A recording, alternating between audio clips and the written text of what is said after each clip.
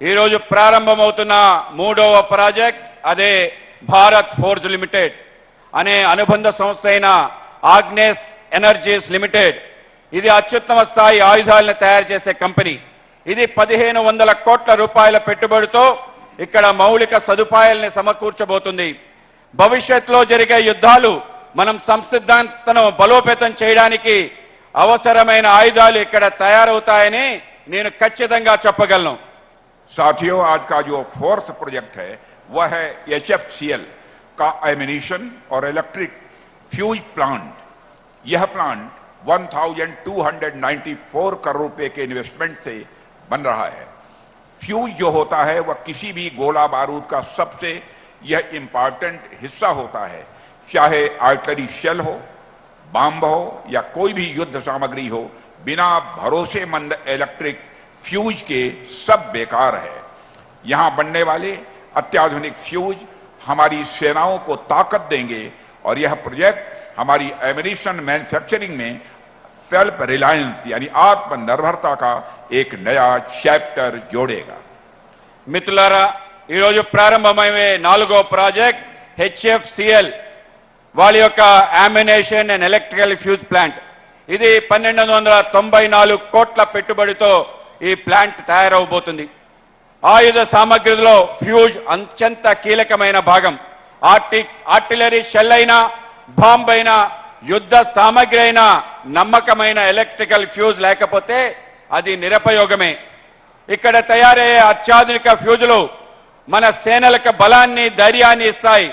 ఈ ప్రాజెక్ట్ మన ఆయుధాల తయారీ రంగంలో స్వావలంబన దిశగా ఒక కొత్త అధ్యయనాన్ని ప్రారంభించబోతుంది. साथियों, इसके अलावा मैं हमारे यंग इंटरप्रेन्योर्स को भी विशेष बधाई देता हूं, क्योंकि 8 ड्रोन कंपनियां मिलकर कुरनूल में एक ड्रोन सिटी बना रही हैं. ये सब छोटी छोटी मगर important unit make in India के विजन को हकीकत में बदलेंगी. అంతేకాకుండా నేను మన యువ ఔత్సాహిక పారిశ్రామికవేత్తలను కూడా అభినందిస్తున్నాను. 8 డ్రోన్ కంపెనీలు కలిసి కర్నూలులో డ్రోన్ సిటీని నెలకొల్పాలని భావిస్తున్నారు. ఇటువంటి చిన్న చిన్నవి అయినప్పటికీ అతి ముఖ్యమైన యూనిట్లు. ఇది మేక్ ఇన్ ఇండియా, భారత్లో తయారీ అనే దార్శనికతకు వాస్తవ రూపాన్ని ఇస్తున్నాయి. साथियों, ड्रोन टेक्नोलॉजी आज के वारफेयर में गेम चेंजर है. आजकल तो इकोनॉमी और एग्रीकल्चर में भी इसकी भूमिका लगातार बढ़ती जा रही है. ऐसे में यह ड्रोन सिटी जब आंध्र प्रदेश में आकार ले रही है और मुझे विश्वास है कि यहां से निकले ड्रोन्स पूरी दुनिया में भारत का परचम लहराएंगे. जैसे सूरत को डायमंड सिटी कहा जाता है, बेंगलुरु को भारत की सिलिकॉन वैली कहा जाता है, वैसे ही आप देखिएगा कुछ सालों में ही यह रीजन ड्रोन हब के रूप से सारी दुनिया में जाना जाएगा. మిత్రులారా, డ్రోన్ టెక్నాలజీ ఈనాటి యుద్ధ రంగంలో ఒక గేమ్ చేంజర్ గా నిలిచింది.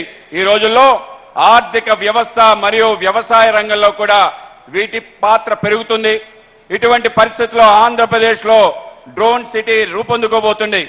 ఇక్కడ తయారయ్యే డ్రోన్లు ప్రపంచవ్యాప్తంగా భారత కీర్తిని పెంచుతాయి.